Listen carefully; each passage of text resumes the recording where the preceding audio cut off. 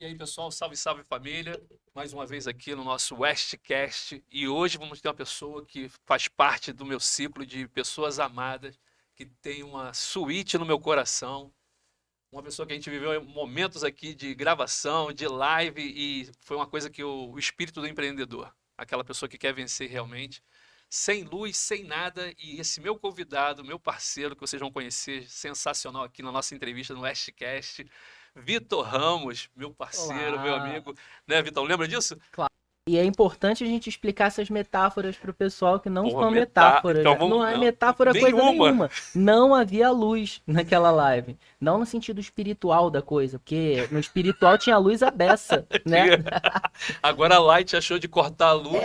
Não, também não diga assim, porque parece que um empreendedor que tem a luz cortada vai Que fazer é uma um problema da Light, propaganda inclusive, né? negativa, A né? Light leva pro lado pessoal, tu não paga, ela corta. Mas não foi isso. Faltou Não foi luz isso, faltou luz em todo o bairro. e tu saiu E andando. a gente foi andando na tentativa de ter um flechinho de luz para conseguir, né, conduzir a live A da Light, maneira que a gente estava fazendo. E aí a gente achou. A lua iluminou bastante e a gente né? conseguiu ir até o final. Mas foi desafiador E aquele dia, né? foi uma audiência maneira, todo mundo Foi muito assistindo, a galera que legal. tava, né? Então, Vitor, vamos lá, se apresenta aí pra galera. Quem é Vitor Ramos? Como você começou? Então, E essa aí? pergunta é muito complicada do ponto de vista filosófico da coisa, né? Quando Vambora. perguntam pra gente quem é a gente. Eu vou falar um pouquinho do que eu faço, né? Beleza, vamos lá. Eu tenho trabalhado bastante na área da educação, né? Eu acho que tem alguns dados importantes dentro. Pode puxar um cafezinho, quer um café? Obrigado. Obrigado, Rose.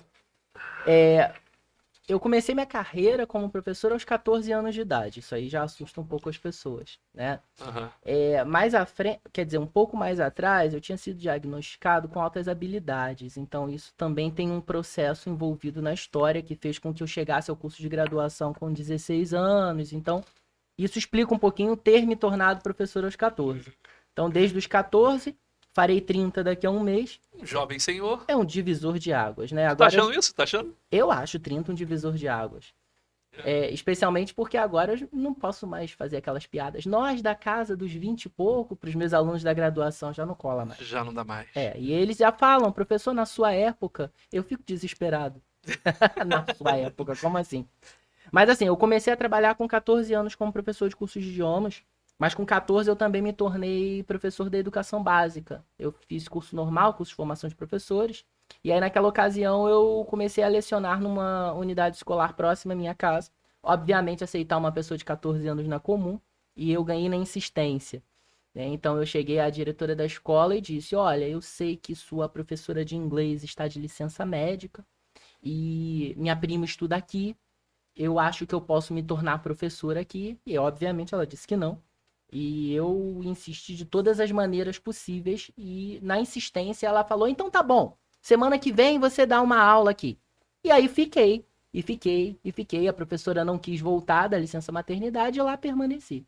E dali foi em diante. Desde aquele dia eu nunca mais parei de dar aula, né? O que aconteceu é que o tempo passou e lá para os meus 19 anos, mais ou menos, eu comecei a atuar em coordenação pedagógica de unidade escolar e gestão.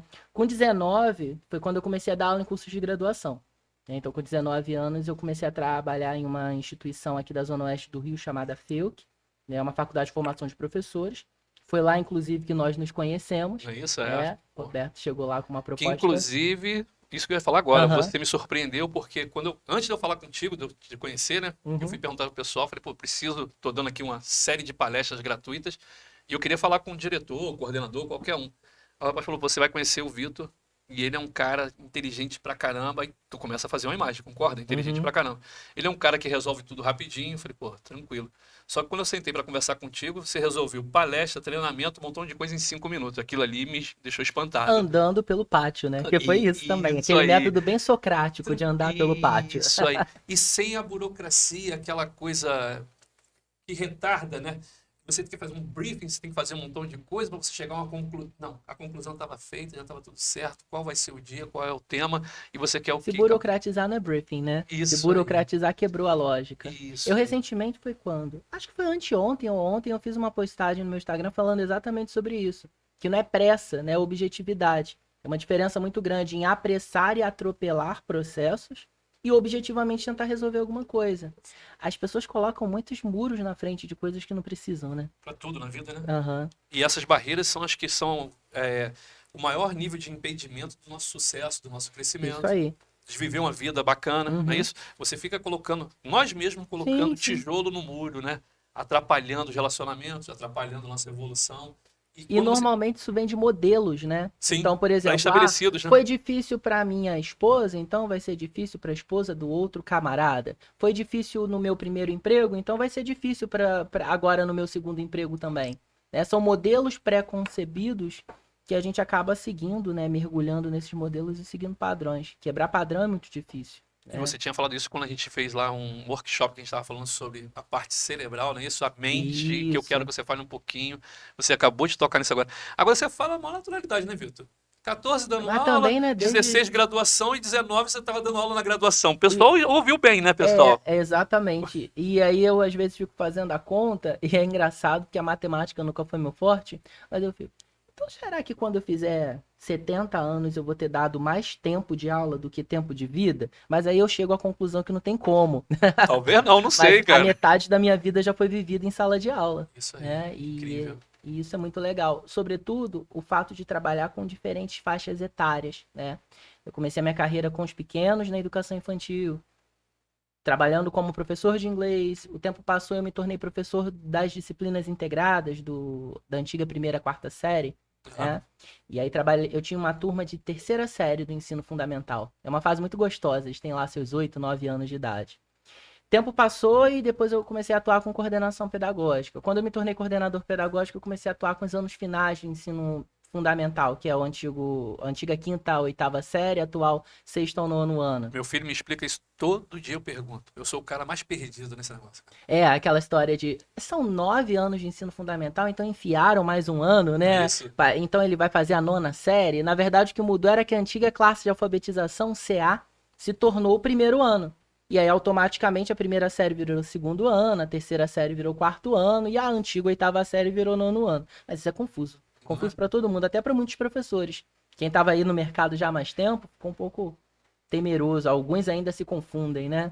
E aí, quando eu comecei a trabalhar com os anos finais do ensino fundamental, eu vi que ali era um campo que eu gostava bastante. Porque eles falavam como eu, né? Já tinham uma percepção de mundo como a minha, mas eu gostava muito dos pequenos. E aí eu já vivi um momento de divisão aí. Ou eu vou trabalhar com os pequenos, ou eu vou trabalhar com os anos finais. E aí eu falei, tem como trabalhar com os dois. E aí eu continuei. E aí eu continuei e surgiu uma oportunidade de trabalhar com o ensino médio. Né? O tempo passou, eu fui trabalhar em uma escola de rede, né, espalhada aqui na cidade do Rio de Janeiro, e comecei a trabalhar com ensino médio.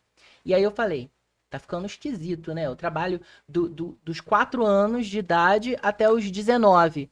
Mas tá bom. E aí, quando eu fiz os meus 19, eu comecei a trabalhar na graduação. Aí eu trabalhava de 4 anos de idade Até os 20 e até pouco. os 20 e pouco, 65, 80. 66, porque foi uma época, inclusive, que a universidade recebeu muitos alunos que eram professores da educação básica e que precisavam ter um curso superior, né? Tinham feito seu curso normal e a lei forçou-os, né, a fazer um curso de graduação.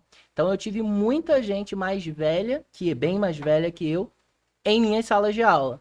E eu acho que isso foi o ponto que me trouxe isso que você disse de segurança em falar com grupos, né? Falar com públicos Sim, sim. grandes. Aham. Porque eu tinha turmas de 120, 130 alunos e de todas as faixas etárias. E reter a atenção, né? Que é Isso. interessantíssimo isso, né? Porque antes o professor ele detinha o conhecimento. Então era só Uhum, o professor que tinha o conhecimento, todo mundo tinha que estar atento, só uhum. ele tinha.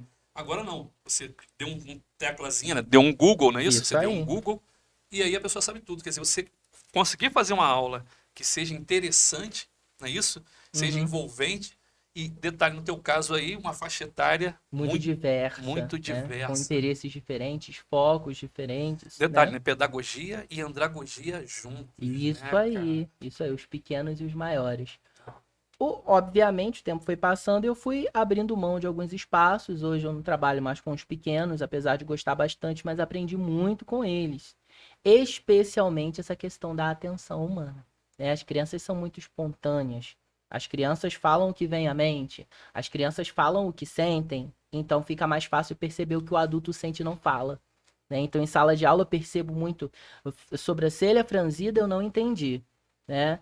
Suspiro quer dizer que eu não estou mais O aguentando. corpo fala. Exatamente. E a gente tem uma diversidade aí de obras teóricas falando sobre isso. E desde então, né, desde esse trabalho com as crianças e hoje mais com os adultos, né, eu sempre vivi a questão da educação propriamente dita, né? O tempo foi passando, o meu curso de mestrado foi em psicolinguística, a gente já vai falar um pouquinho disso, doutorado em neurociência da linguagem, então eu fui me enveredando um pouco mais para os caminhos da mente, mas sempre pensando na mente como professor. Né? Sempre pensando, quais são as pistas que o meu aluno me dá em relação a como a cabeça dele está funcionando e como a cabeça dele aprende. Né? Então, me dediquei às ciências cognitivas, me dediquei à mente, mas sempre com uma pulga atrás da orelha de, tá, mas como é que eu aplico isso em sala de aula? Como é que eu ensino isso para outras pessoas? E essa inquietação toda, né, foi conduzindo, inclusive, à necessidade de trabalhar com algumas áreas diferentes. Então, essa coisa de me espalhar com as faixas etárias virou um hábito de me espalhar entre áreas do conhecimento. Então, comecei a trabalhar em graduação no curso de letras, né? Minha formação inicial, me graduei em letras português e inglês bem novinho, né? Terminei a graduação com 19 e ingressei no mestrado com 19. E aí comecei, né? Professor de inglês universitário, cursos de gramática, didática, por conta da minha experiência toda de escola. E aí daqui a pouco eu me vi dando aula de uma disciplina fascinante chamada análise do discurso, né? Que me deu bastante embasamento para as nossas lives. A gente conversou bastante, né? Sobre isso durante a pandemia. E aí da análise do discurso, daqui a pouco eu me vi dando aula de literatura, porque eu falei, isso aqui tem tanto a ver com a análise do discurso? E aí, da literatura, eu me vi dando aula de língua portuguesa. E eu falei, nossa, eu sempre me vi professor de inglês, tô dando aula de português. E do português, daqui a pouco, eu me vi com a experiência de coordenação, de gestão, dando aula no curso de pedagogia. E aí eu me enveredei a cursar pedagogia também. Fiz uma graduação em pedagogia, além da de psicologia e a de letras, e fui, vambora. E aí fiz uma especialização em gestão escolar, porque eu já via que era aquilo que eu gostava. Né? Junto às altas habilidades, a gente sempre tem sempre não, vou dizer em 80% dos casos, a gente tem alguma outra comorbidade associada. Então, normalmente, pessoas que têm altas habilidades, elas são tendenciosamente autistas, ou elas são tendenciosamente depressivas, ou elas são tendenciosamente obsessivas, compulsivas, mas você tem alguma coisa associada aí. Pô, tem o nosso visitante aqui, já viu uma moscazinha visitando aqui o Ah, nosso isso tá muito estúdio, legal. assistindo nossa entrevista. Eu vi isso, cara, naquele filme Uma Mente Brilhante. Uhum. E eu queria... Você falou uma coisa agora que eu tava conversando com um mentorado meu, cara, e eu tava falando sobre isso. Quando você começa a desenvolver muita coisa da sua mente, você começa a descobrir também o lado da sombra da sua mente. Exatamente. Não é isso? E aquele filme foi uma coisa interessantíssima, porque ele era um gênio, Uhum. mas tinha que conviver com a esquizofrenia, se não me engano, não era isso? Isso. Então, Tá vendo como a gente sempre acha um ganchinho associado? é, Que as pessoas falam assim, não, mas antigamente, né, inclusive a literatura médica chamava as altas habilidades de superdotação. Né? Fulano é superdotado, ele atinge a potenciais inalcançáveis da sua mente. E, na verdade, isso é tratado pela educação especial. São crianças, são adolescentes, são adultos que se sentem muito fora da caixinha. Né? Porque imagina, eu tive uma progressão escolar de 2 séries, 3 séries. Então eu era um menino de primeira série que me tornei um menino de terceira série. A minha idade diferia muito dos meus pares. Então, teoricamente, eu poderia ter dificuldades de convivência. sim. O que me apoiou nesse momento? A mentira. Né? Então eu dizia para os meus colegas que eu tinha a idade deles. E eu fui seguindo isso até uns 5 anos, né, atrás. Então, um dado aniversário de 25 anos, eu disse para eles, eu não tenho 28, eu tenho 25. E aí todo mundo, como assim? Eu falei, surpresa! Surpresa, né? Pronto, contei. E a verdade foi revelada. Quando eu ingressei no curso de graduação para dar aula, eu tive que também disfarçar. Porque o diretor da minha faculdade era o meu oposto, né? Então, se eu comecei a coordenar os cursos de graduação com 22 anos, 21 anos, ele tinha seus quase 80. Então eram duas pontas. Ele me dizia, não conte pra ninguém sua idade, senão as pessoas não vão te respeitar. E eu meio que assumi isso. Hoje eu acho que é balela. né? Pela experiência profissional que eu tinha na época, não tinha por que eu ficar dizendo que a minha idade era outra diferente. Sim, o problema são a cultura, as gerações, né? Uhum. Que a gente foi, aquilo que a gente falou do molde que era feito, né? Eu, Aham. quando estava dando aula no Senac, eu falei, o mundo agora, e eu adoro tá vivendo esse momento, o mundo agora é de quem entrega a solução. Uhum. Não, antigamente você tinha que cumprir horário, né? Você tinha Uhum. que trabalhar 8 horas, dentro de 8 horas ou mais você fazia aquilo que foi acordado, não é isso? Agora não. Você cumpre o que foi É acordado, isso. acabou. Não interessa onde você está, como você está fazendo, se você está na praia, Uhum. você fez, tranquilo. E outra coisa, como você estava falando agora de eu tinha que ter, né, mais idade Aham. para parecer ter autoridade, não. É o domínio daquilo que você está Uhum. se propondo a fazer. Isso agora é a É autoridade exatamente verdadeira, isso. que é a lógica, né, cara? Uhum. Né? Então, maravilha isso. Agora, você falando de 14 anos, eu perguntei isso pro pediatra do meu filho. Quando foi que ele descobriu que queria ser médico? Uhum. Aí ele falou com 12. Aí eu falei, pô, João, 12? Cara, acho que 12 eu não sabia nem o que eu queria para comer, né? Lanchar. E quando você descobriu que você ia ser pediatra? Ele com 14. E é o pediatra dos meus filhos até agora, cara. Legal. Entendeu? E você vai lá, você vê que tá lá na terceira geração. Porque são pessoas que descobriram logo Uhum. cedo aquilo que queriam fazer da sua vida. Ou descobriu o seu dom, como é que é isso? É Como uma você interpreta descoberta. isso, cara? Isso. Hoje, dentro das teorias da mente, a gente tem uma coisa chamada teoria das múltiplas inteligências. Que é uma das minhas palestras, né? É, do Henry Gardner. E, basicamente, o autor fala que a gente tem potencialidades, né? A gente tem potencial em todas elas, mas a gente tem algumas que são potencializadas. O magistério, ele é muito interpessoal, né? O magistério, ele é muito também intrapessoal, porque você consegue entender as dificuldades do outro a partir do momento que você tem um bom diálogo consigo, né? A gente vê muito professor meio frustrado no magistério, porque tem frustrações próprias que acabam reverberando em suas práticas em sala de aula. Pegando um gancho no que você disse, eu descobri que queria ser professor com 6 anos. 6? 6. Eu fiz uma placa, muito bem desenhada, não, né? Uma placa de uma criança de 6 anos, escrito aulas particulares.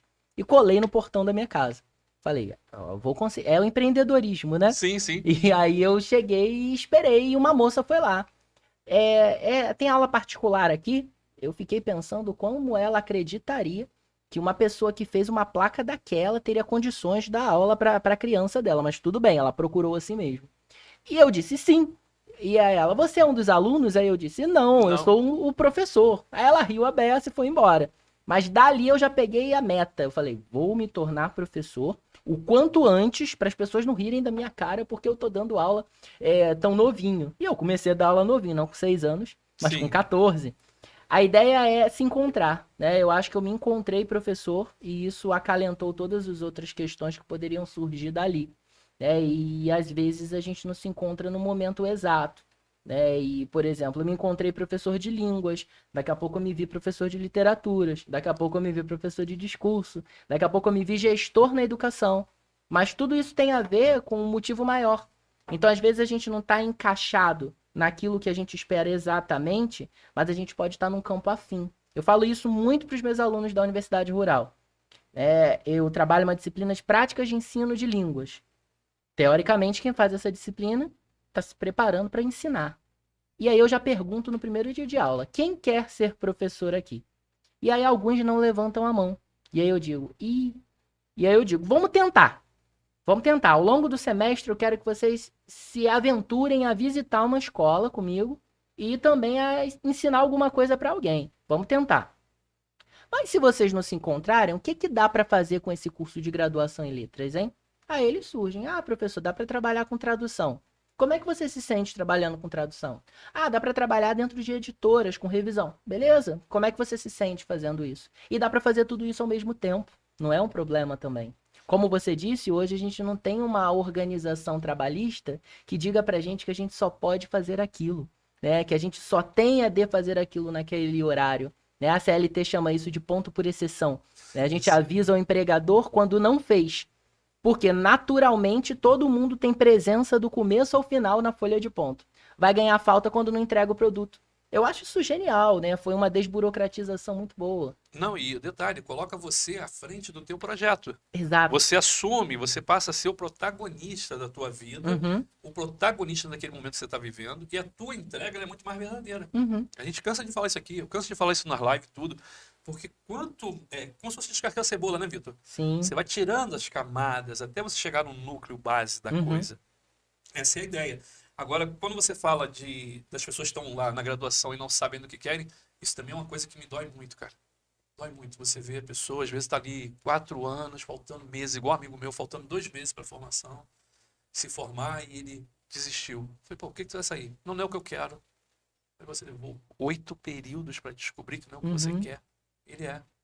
Aí eu não sabia se ficava feliz, né? É. Porque quantos se formam, exercem a profissão e de Sem forma paixão, né? sem paixão Uhum. e transferem essa dor pra gente.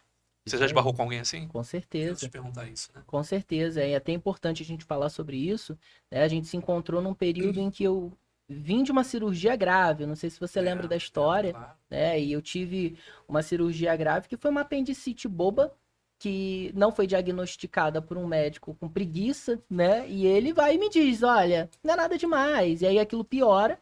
E aí eu tive um comprometimento sério de parede abdominal e tudo mais. Tive a instalação de uma ostomia, fiquei um tempo ostomizado, fiz outras 3 cirurgias depois dessa. E aí a gente percebe, quem resolveu o meu problema foi uma pessoa extremamente apaixonada pelo que fazia. E quem causou o problema foi um profissional da mesma área e do mesmo local, Ainda não teve isso? apaixonado pelo que fazia. Essa eu não sabia, esse detalhe eu não sabia. No mesmo No local, então. mesmo local. E inclusive tentando, né, porque existe dentro da medicina, dentro da prática de ser médico, até mesmo por conta de códigos de ética, um coletivismo muito grande. Sim. Então tentava-se de todas as maneiras me provar que o médico anterior não tinha errado, não tinha causado aquele problema todo. Mas olha só, o profissional ele é tão bom que ele se preocupa em resolver o problema e ainda atenuar os efeitos psicológicos causados por ele. Então, assim, é gente apaixonada pelo que faz. Sim, faz com amor, né? Faz com Faz com amor, amor. exatamente. Inclusive, eu tô lendo um livro chamado Curso de Amor, Uhum. que fala, né, fala nas passagens de Jesus e fala muito sobre isso, cara. O amor de verdade. Então, quando você ama o que faz, igual você tá falando aí, você tá fazendo, dando aula, não é isso? Coordenando, palestrando, live, podcast, o que mais que eu esqueci aí? Ah, um monte de coisa, né? Eu costumo explicar passando a semana para não me perder. Né? Então, assim, segunda eu estou como orientador educacional na Secretaria de Educação, saio e vou para a Universidade Rural, para a turma de prática de ensino. Terça, eu estou aqui nas faculdades Simonsen, pertinho aqui do estúdio. Né? Lá eu sou vice-diretor acadêmico e tenho 2 turminhas no curso de letras só para não perder a prática. Né? De lá eu vou para Rural dar continuidade com minha turma de prática de ensino. Quarta-feira, estou de novo na Secretaria de Educação, mas em sala de aula. Pela manhã, à tarde trabalhando com a orientação educacional, à noite estou na Faculdade São José, né, na Uni São José, também aqui em Padre Miguel. Eu gosto bastante de Padre Miguel. Quinta-feira, eu estou na universidade, estou na UFRJ, né, na Federal do Rio de Janeiro, onde eu faço parte de 2 grupos de pesquisa na área de neurociência e gramática, que eu faço doutorado em neurociência da linguagem, também eu acho que eu falei isso no comecinho da live. E aí lá a gente faz algumas investigações sobre relação mente-cérebro, língua-cérebro e coisas desse tipo. Fecho a noite, quinta-feira, voltando para Rural Enceropédica, dando aula de ensino de língua inglesa. E sexta-feira, dia de happy hour, é o dia que eu mais trabalho. É o dia que eu trabalho verticalmente na Secretaria de Educação com orientação educacional. Faço alguns serviços de consultoria, né, pela empresa que eu trabalho, a V Serviços Educacionais, que é por onde eu ministro as palestras, faço os cursos, as formações, as mentorias. E fecho a noite na Uni São José novamente na coordenação do curso de pedagogia. Nos entremeios, sábados quinzenalmente, eu forneço curso de capacitação e preparatório para professores. E na outra quinzena, eu trabalho na UniCBE, aqui em Bangu, no Rio da Prata, com o curso de psicopedagogia e o curso de neurociência. Na outra quinzena invertida, e aí é na quinzena invertida... Já me perdi, tá? Já me perdi. Eu também me perco, eu preciso usar a agenda do Google para não me perder nisso. E já aconteceu de tu ir pra um canto, ou no meio do caminho tu descobrir que não era pra lá? Que tinha que ir pra outro Já há mais algum tempo, né? No começo aí do processo, ainda pegando ônibus, eu me perdia com mais frequência. Agora o relógio do Google avisa, e aí ele fala assim, tem tal coisa, e já mostra o mapinha ali na tela. Inclusive, isso é uma coisa que eu trabalho bastante nas mentorias de organização pessoal, né? Porque eu acho interessante, como professor, compartilhar esse tipo de ensinamento com as pessoas. Sim, claro, Que as com pessoas certeza. às vezes dizem, é que eu não tenho tempo de fazer tal coisa. Eu falo, tem sim, claro que dá Tempo é tempo. prioridade, não é isso? Exatamente. Tempo é prioridade. Se É. eu não vejo prioridade, se eu não vejo ali Uhum. algo que me interessa de verdade, eu não dedico tempo, Exatamente. não é E aí isso? é uma questão de reorganização. Então, uma das coisas que eu compartilho com o pessoal nessas mentorias de organização é coloca no Google Agenda os bloquinhos de atividade. Então, estudo, você vai colocar lá de 8 a meio-dia. Trabalho tal, de tal hora e tal hora. E você pode não fazer aquilo naquele dia. Mas aquele bloquinho tem que ser movimentado para a esquerda ou para a direita, para cima ou para baixo. Você não pode entrar em desacordo com aquilo que você afirmou consigo mesmo, né?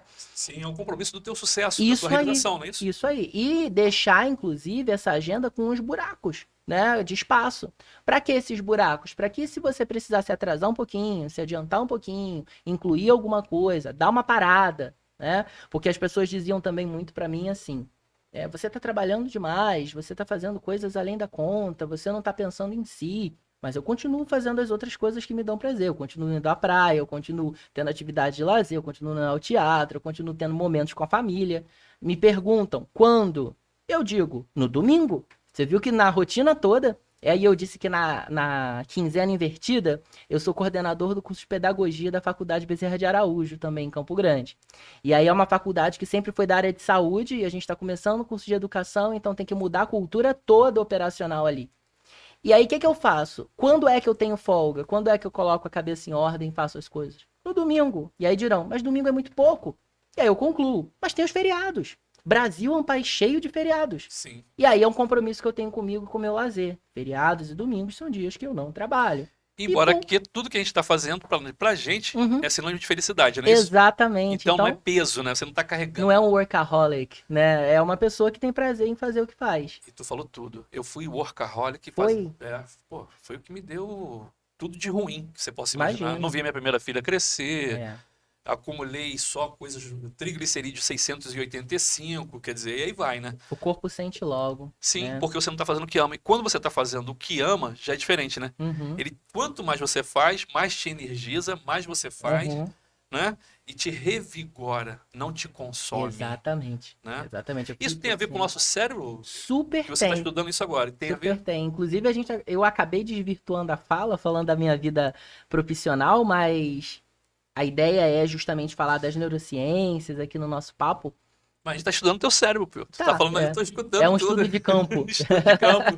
Mas fala, então, aí o cérebro. Então, veja só, as neurociências, que são as ciências responsáveis por explicar a relação do cérebro com diversas áreas da vida, né, elas foram substituídas, inclusive, em terminologia, né, porque antigamente se dizia neurociência, e na verdade hoje nós temos as neurociências, porque ciência, ela tem um objeto teórico específico, né? Então, se, por exemplo, eu estou investigando o seu interesse em relação a cores e como as cores podem afetar suas decisões, eu estou fazendo uma neurociência aí, ou seja, olhando o seu cérebro e sua mente em relação às cores, voltada para um objeto, um objetivo. Poderia ser o marketing, por exemplo. Então, estou falando das neurociências aplicadas ao marketing. Se uma pessoa desenvolve um tumor no cérebro, por exemplo, aí a gente já está falando das neurociências aplicadas à saúde, que ganharam outro nome, neurologia. Né? A neurologia é o estudo das neurociências aplicadas à saúde. A gente vai ter um monte de outras possibilidades dentro da neurociência. Uma delas, que é a que me interessa, é a neurociência da linguagem, né? Como a nossa linguagem modela o processamento e as funções do nosso cérebro. E quando você fala linguagem, você fala também das expressões corporais. É isso? Tudo, Sobretudo, né? toda forma de comunicação é linguagem. E aí a gente tem um tipo de linguagem, que é a linguagem verbal, aquela que é palavral, é aquela falada, né? Sim, Mas a sim. gente tem um monte de outras linguagens. A música é uma linguagem, a dança é uma linguagem, o corpo expressa muito. Mas de todo modo, quando você me fala assim, o corpo sente muito o que a mente pensa, né? A mente sente, o corpo paga, é um ditado que se diz, né? É porque, de fato, o nosso centro de comando, e aí eu pego emprestado essa expressão que é de uma autora daqui da nossa cidade, a Marta Helvas. Inclusive, ela tem muito material de neurociência da educação. Ela fala que o cérebro é o grande centro de comando do ser humano. E aí esse centro de comando, ele emite sinais elétricos, né, que comandam, por exemplo, o mexer do braço, o piscar do olho e determinados atos de decisão. Essa emissão de energia, porque a eletricidade é energia, e a energia tem a ver com a energia espiritual também do processo. Então essa energia toda que a gente conduz por nosso corpo, ela traz alguns benefícios em algumas circunstâncias e alguns malefícios. Da mesma maneira que a gente produz energia para que os processos aconteçam, e essas energias são, né, emanadas pelo nosso cérebro por um processo de comunicação entre as células nervosas. As células do cérebro se chamam neurônios. E os neurônios vão se comunicando um com o outro, mandando energia elétrica, e essa energia se espalha pelo corpo, pelas terminações, né, nervosas que o nosso corpo tem. Tem áreas do cérebro muito dedicadas a determinadas coisas. Então, por exemplo, aqui na nossa frente, no nosso córtex pré-frontal, o nome técnico, né, a gente tem o que é mais moderno no cérebro humano, né? É o que se chama de neocórtex. Né? O neocórtex é o cérebro novo. Tudo começa num cérebro miudinho lá embaixo, que é o cerebelo. Todas as espécies o têm. Né? E aí ele vai crescendo um pouco mais acima do cerebelo, a gente tem o que a gente chama de cérebro réptil. Né? Todos os répteis têm. E aí você percebe que o nosso cérebro ele é bem volumoso em relação aos cérebros dos outros animais. E aí o que a gente tem mais para frente nesse cérebro? É uma área dedicada à racionalidade, à tomada de decisão. Então, os neurônios que se comunicam ali, dentro daquele sistema mais para frente do cérebro, eles se comunicam na tentativa de solução de problemas cotidianos, na empatia, né, nos jogos de poder, nos jogos sociais. A empatia vem também como uma coisa consciente? Eu posso ter consciência de ser empático ou não? Na verdade, não. Na verdade, ela é um efeito desses encadeamentos nervosos. E uma pessoa que tem, por exemplo, uma área do cérebro destinada, e que é nesse córtex pré-frontal, mas é uma areazinha do tamanho de uma ponta de um alfinete que ninguém conseguiu saber exatamente onde é. Mas é ali no córtex pré-frontal. E tem essa área danificada, essa pessoa é um psicopata. Então, uma pessoa que tem psicopatia, ou seja, que não tem empatia, ou que sente prazer pela dor do outro, ela tem um dano nessa região do cérebro. E o que se fazia até pelo menos os anos 80, né, uma técnica muito pouco ortodoxa que era a lobotomia. Isso aí. Aqui, não é isso? Tem uma técnica de um médico alemão, que eu não vou me lembrar o nome, mas que ele faz com saca-rolha. Né? Então ele introduz um saca-rolha pelo nariz e dá 2 batidas e vira de volta e puxa. E aí você tira pela narina esquerda a área exata dessa racionalidade da tomada de impulso de decisão. Só que o que você faz quando você tira um pedaço tão expressivo do cérebro? Nessa área específica, você, como eu posso dizer, você artificializa o ser humano. Então você vai fazer um ser humano abobado, um ser humano que não responde a estímulos, um ser humano que só responde repetindo aquilo que foi perguntado. Então a lobotomia não deu certo desse ponto de vista. E não se consegue ainda saber exatamente o que um psicopata precisa ter ajustado ali no cérebro, porque a gente ainda não conseguiu avançar tanto na neurociência para achar onde é a pontinha do alfinete que tem ali.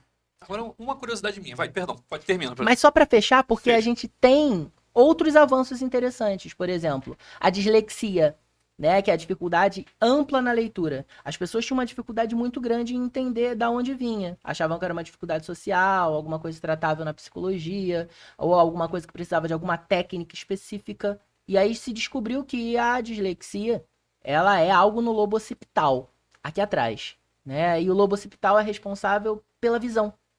Então a dislexia, inclusive, quando foi descoberta, ela era estudada pela oftalmologia.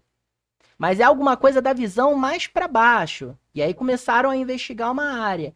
E aí você tem um camarada, um russo chamado Stanley Kadareni, que encontrou onde exatamente funciona a área que reconhece as letras no cérebro. Que ele chama de caixa da palavra, o que parece uma caixinha, né? Mas na verdade é o lobo occipital. Né? Dentro do lobo occipital eu tenho o giro angular inferior esquerdo. Parei, já me perdi. É o lobo occipital, uma curvinha assim, inferior porque é para baixo e esquerdo que é do lado esquerdo do cérebro. Então tem uma pontinha ali. Ali já sabe que numa investigação em imagem, se consegue achar onde está a falha e se descobrir se uma pessoa é disléxica ou não. E aí incentivar, através de práticas de cognição, o cérebro desse sujeito para que ele consiga... Exercício para desenvolver aquela área. Isso aí, exercitar. Que é um princípio que se faz muito na mentoria. Perfeito, Né? isso aí. Então, ó, vamos exercitar a repetição de que você é uma pessoa de sucesso, a repetição de que você consegue, a repetição do hábito de se organizar, a repetição da administração do seu tempo, a repetição... Eu dei um exemplo na dislexia. Eu dei um não avanço na psicopatia. Ainda não se descobriu onde, né, que eu preciso dar essa calibrada no cérebro para resolver. Mas um monte de outras áreas a gente descobriu. Recentemente a gente trabalhou lá na UFRJ um texto que falava sobre pessoas idosas que começavam a aprender inglês. E aí essas pessoas idosas, elas desenvolviam uma outra área do cérebro, né, o hipocampo, que é uma área destinada à memória, mais para o meio do cérebro. E o hipocampo de uma pessoa idosa que estuda inglês ou qualquer outra língua estrangeira, o hipocampo é mais volumoso, ou seja, ele fica musculoso. Ou seja, o nosso cérebro ele se torna fibroso, mais musculoso, dependendo dos incentivos que a gente dá a ele. O uso, né? Exatamente. Toda vez que você está na inércia, o Uhum. nome já está dizendo, você está inerte. Então, quer dizer, nada está desenvolvendo. Isso aí. Agora, quando você tem uma necessidade, essa necessidade faz com que você se mova e esse mover faz as conexões necessárias para que você realize nisso. Aham. E aí, olha que incrível, pensa comigo. Se a gente chega a essa conclusão, né, por dados científicos, e existe uma sede muito grande nas pessoas em estudar neurociência por isso, porque dentro dos campos da psico, né, a gente faz tentativa e erro. Então, na psicanálise, na psicologia, a gente sabe que a repetição de um comportamento sequencialmente gera uma psicometria, ou seja, um padrão. Então, dentro de um padrão psicométrico, o que que a gente tem? Ó, uma pessoa que faz isso tantas vezes, ela tem tendência a tal coisa. Porque você já identificou qual a área do cérebro dela que está sendo utilizada, não é isso? A Você fez o psicologia, caminho isso aí. reverso. A psicologia, ela dá esse dado pra gente, só que o ser humano, ele é muito mutável. E aí, a neurociência, ela dá pra gente onde? Aqui, ó, quantitativamente, o cérebro dessa pessoa tá produzindo tal e tal efeito. Então, dentro desse efeito que o cérebro está produzindo, dentro dessa sinapse, né, dessa comunicação elétrica de neurônios, eu consigo depreender questões importantes que podem me dar determinadas conclusões. Então, por exemplo, se eu digo para você assim, ó, o menino está comendo a meia. Você fala, comendo a meia? Como assim? Tem um sinal elétrico que surge no seu cérebro no momento que você escuta comendo a meia. É um sinal elétrico negativo chamado N400. Então, eletricamente, o seu cérebro vai se negativizar e vai ter um pico. Onde é que aparece esse pico? Naqueles exames de eletroencefalografia. Aham. Coloca, né? Tum, tum, tum, tum, tum, e vai dando estímulos visuais ou orais para a pessoa. Quer dizer, perceba, se o nosso cérebro ele é como se fosse uma máquina, um HD do computador, né, como a Martha Helvers chama, um centro de comando, então a gente consegue dar uns ajustes aqui, fazer um upgrade, né, e melhorar um pouquinho as funções desse cérebro. Por quê? Se o cérebro é um centro de comando, né, que ajuda a gente a concatenar, dar sequência às coisas que estão sendo apresentadas pra gente, ele também pode dar uns defeitos no nosso corpo. Se é ele que manda sinais elétricos que dizem pro nosso coração que ele tem que bater a tantas vezes por minuto, ele também pode mandar um sinal elétrico dizendo o contrário. Então, por exemplo, pessoas que sofrem de ansiedade, por que elas sofrem de ansiedade? Por dois motivos. Ou uma questão de ordem psicológica, houve um trauma, houve uma questão aí familiar ou da vida social dessa pessoa que causou essa ansiedade, ou ela tem a ausência de uma coisa que faz os neurônios se comunicar. Essa coisa se chama hormônio. Então, a nossa tireoide, ela produz hormônios. Na neurociência, a gente chama hormônio de neurotransmissor. Neurotransmissor é a mesma coisa que hormônio. E aí ele chega lá no cérebro e fala assim, vai neurônio, vai mais rápido. Ou, segura aí, vai mais devagar.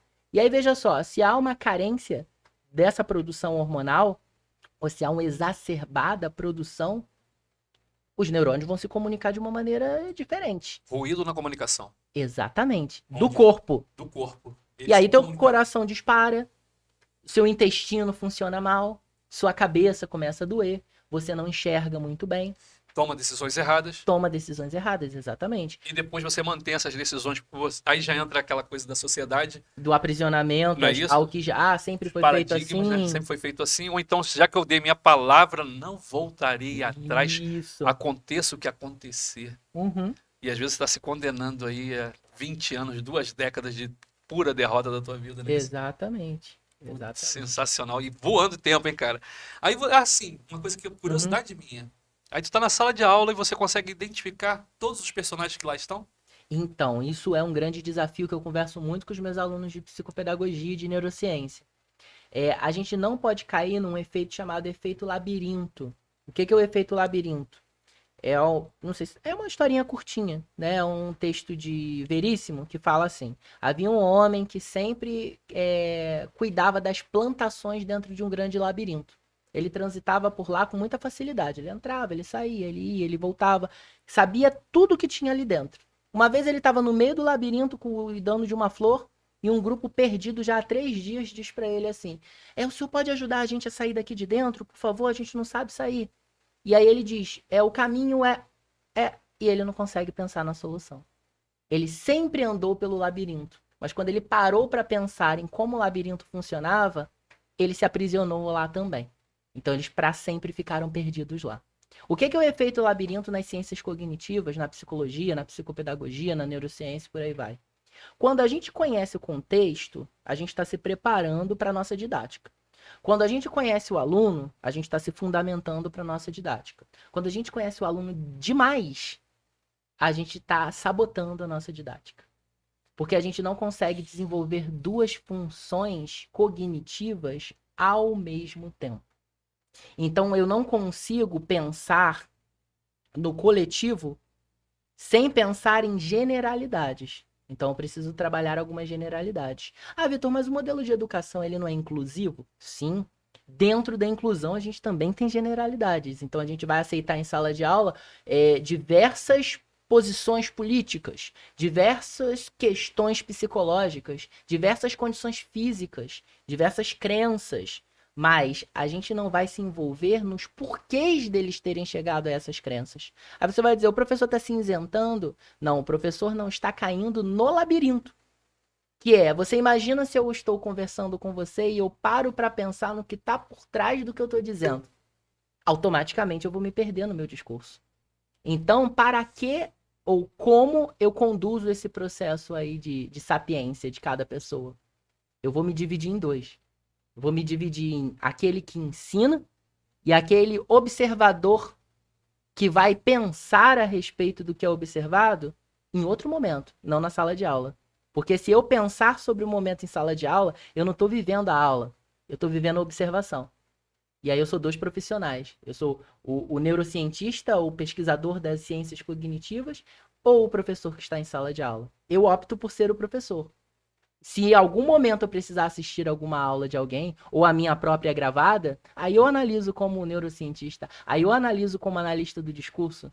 Tudo que a gente está conversando aqui, por exemplo, tem a ver com essas questões. Sim, com certeza. A gente planeja o nosso discurso querendo coisas, né? E isso a gente faz com bastante veemência, né? E com bastante frequência.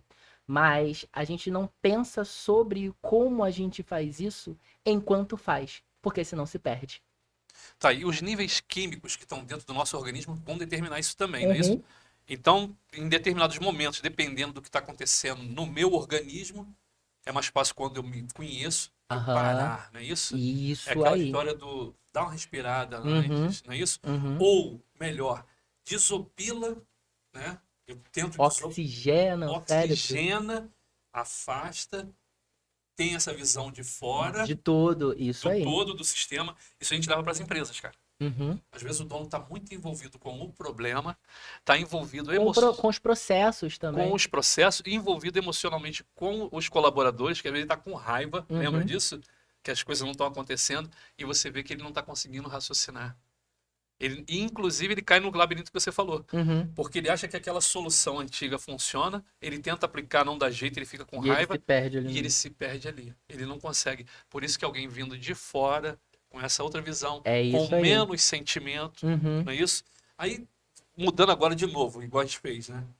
Tu falou do espírito, cara. E é onde entra essa visão espiritual da coisa. Então, aí a gente vai ver que todas as ciências cognitivas, ou seja, psicológicas, elas têm origem na filosofia clássica.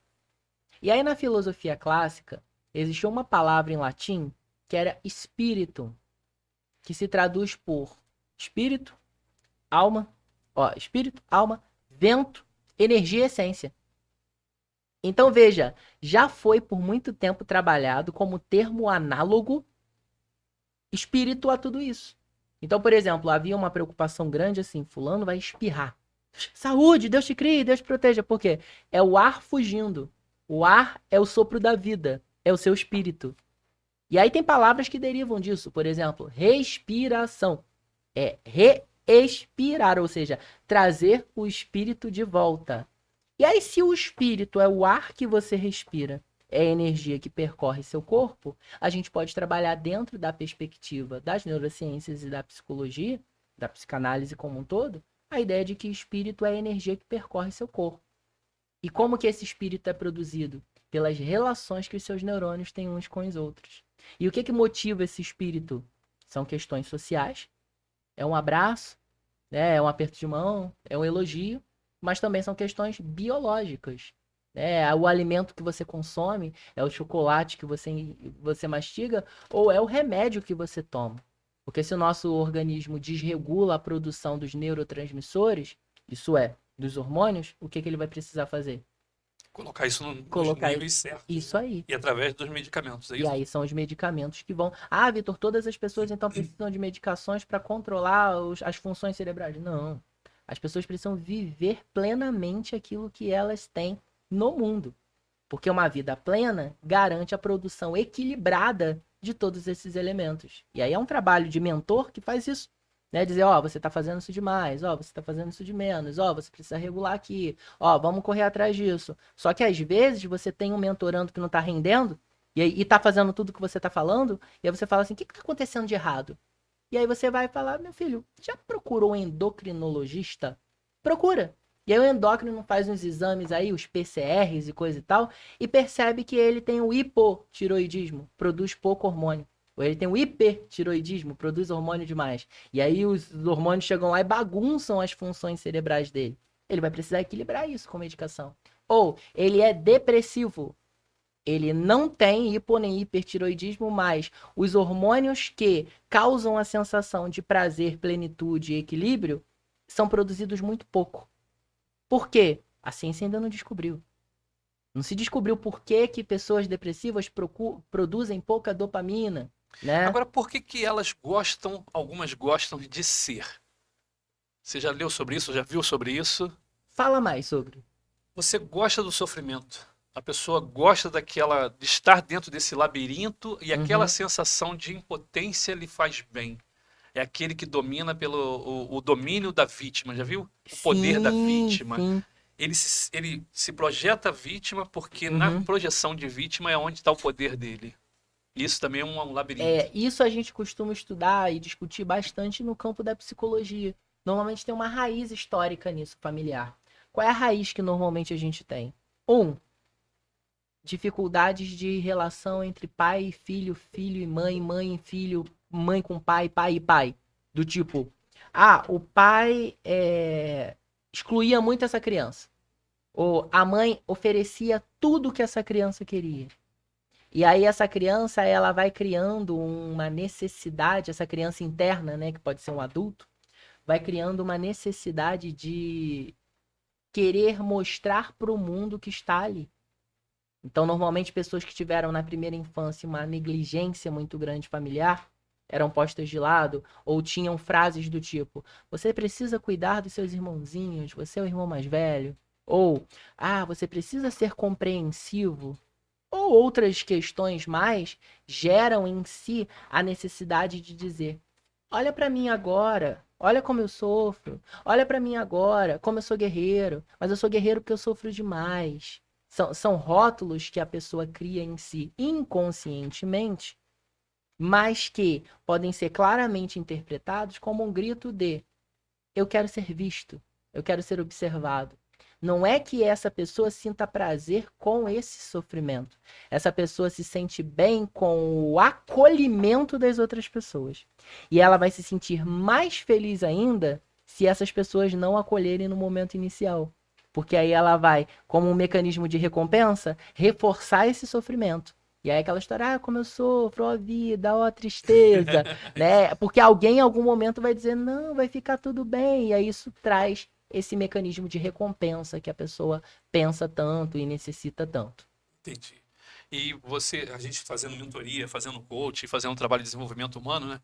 Essa parte de inteligência emocional, você começa a observar isso nas pessoas também que estão ali no comando, na liderança. Uhum. E às vezes você vê um líder precisando justamente disso. E ele não tem como pedir socorro. Ele acha que ele não pode pedir ajuda, não é isso? Uhum. E você vê ele se perdendo às vezes ali, por não ter escutado isso aí que você acabou de falar agora, né? Que é Essa percepção externa. E isso. sabe o que faz também muito a gente ter essas percepções externas dos nossos ambientes e das relações com os outros? O afastamento. Né? Então, às vezes, como você mesmo disse, a gente precisa olhar as coisas do lado de fora. Né? Então, sair um pouquinho. Como você mesmo disse, acho que foi antes da gente começar a gravar, eu faço carro-terapia.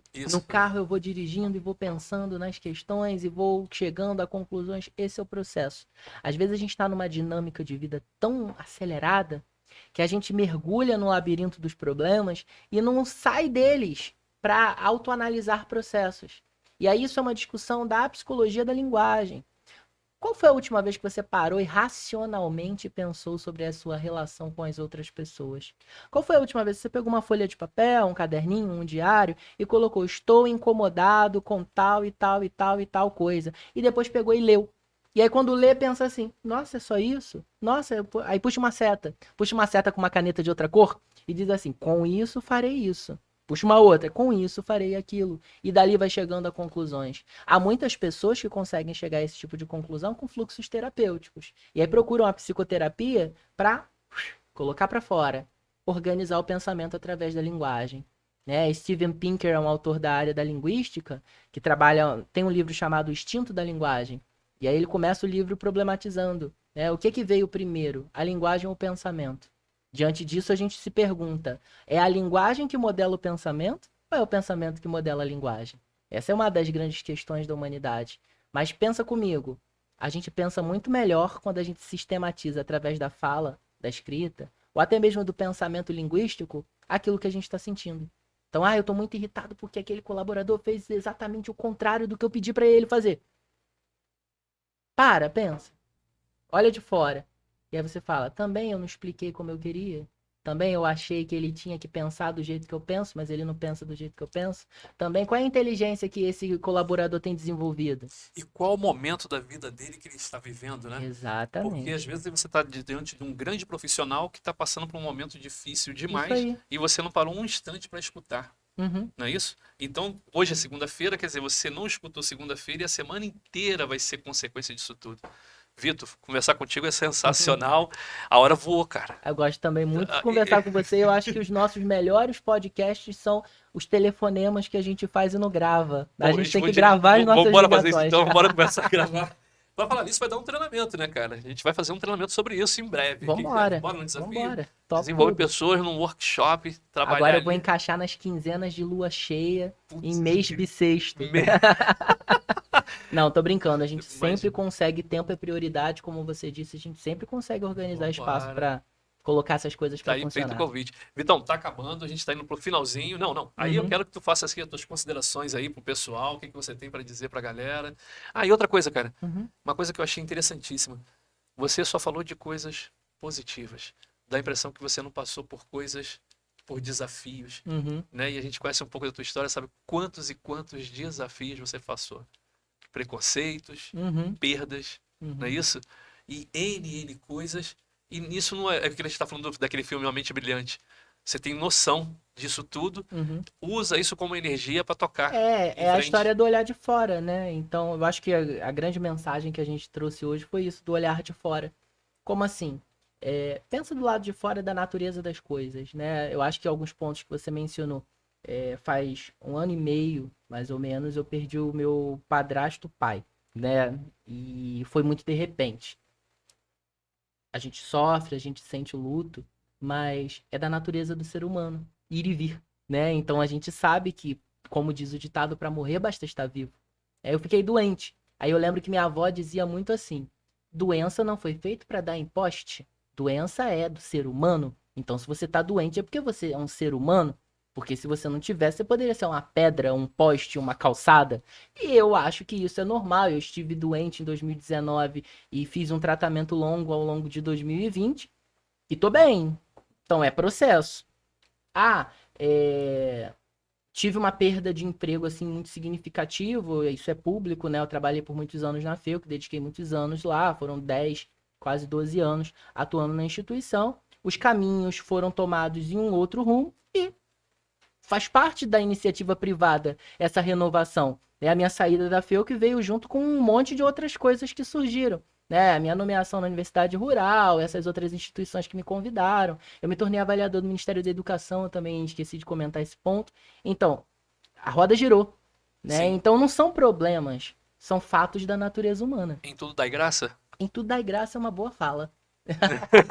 É uma boa fala. E assim, eu gosto muito de compartilhar essas coisas com as pessoas. Eu queria dar aula para o universo inteiro. Mas aí eu me limito às minhas salas de aula. E eu dou aula em um monte de lugar porque eu quero compartilhar as minhas coisas com todo mundo. Pô, mas a internet agora tá fazendo isso com a tua sabedoria, você tá conseguindo É isso. colocar isso com o maior número de pessoas. Eu sou fã da internet, cara. Eu sou um dinossauro que sou apaixonado, né? Então, assim, eu tenho compartilhado bastante algumas coisas, reflexões, coisas que vão vindo à cabeça. Eu tenho utilizado como página pessoal meu próprio Instagram, né? Fala aí agora pra galera. Que é o @professor Victor Ramos. @professor Victor Ramos. E aí, às vezes, dá um negócio na cabeça.